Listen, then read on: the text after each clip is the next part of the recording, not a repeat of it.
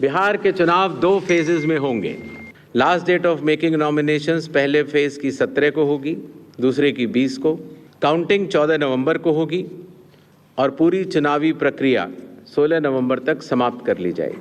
ആദ്യഘട്ടമായ November 6-ാം തീയതി 121 assembly മണ്ഡലങ്ങളിലാണ് വോട്ടെടുപ്പ് നടക്കുക. രണ്ടാം ഘട്ടമായ നവംബർ 11-ാം തീയതി അടുത്ത 122 മണ്ഡലങ്ങളും പോളിംഗിലേക്ക് കടക്കും. സംസ്ഥാനത്തെ എല്ലാ വോട്ടർമാരും ഉടൻ തന്നെ വോട്ടർ പട്ടികയിൽ പേരുണ്ടോ എന്ന് പരിശോധിക്കുവാൻ തിരഞ്ഞെടുപ്പ് കമ്മീഷൻ ആവശ്യപ്പെട്ടിട്ടുണ്ട്. किसी का नाम अगर छूट गया हो तो नॉमिनेशन के 10 दिन पहले तक जुड़वा सकता है. തീവ്ര വോട്ടർ പട്ടിക പരിഷ്കരണത്തിലൂടെ 22 വർഷങ്ങൾക്ക് ശേഷം പട്ടിക ശുദ്ധീകരിച്ചു എന്നാണ് തിരഞ്ഞെടുപ്പ് കമ്മീഷൻ അഭിപ്രായപ്പെട്ടിരിക്കുന്നത്. ആകെ 69 ലക്ഷത്തോളം വോട്ടുകളാണ് ബീഹാറിൽ നീക്കം ചെയ്തിരിക്കുന്നത്. പോളിംഗിലേക്ക് കടക്കുമ്പോൾ ഇത്തവണ ആദ്യമായി സ്ഥാനാർത്ഥികളുടെ കളർ ഫോട്ടോ EVM-ൽ പതിക്കും. മുസ്ലിം സ്ത്രീകളുടെ ബുർക്ക മാറ്റി പരിശോധന നടത്തണമെന്ന BJPയുടെ അപേക്ഷയിൽ ആവശ്യമെങ്കിൽ പരിശോധന നടത്തുമെന്നും തിരഞ്ഞെടുപ്പ് കമ്മീഷൻ വ്യക്തമാക്കി. എല്ലാ ബൂത്തുകളിലും വെബ്കാസ്റ്റിംഗ് ഉണ്ട്.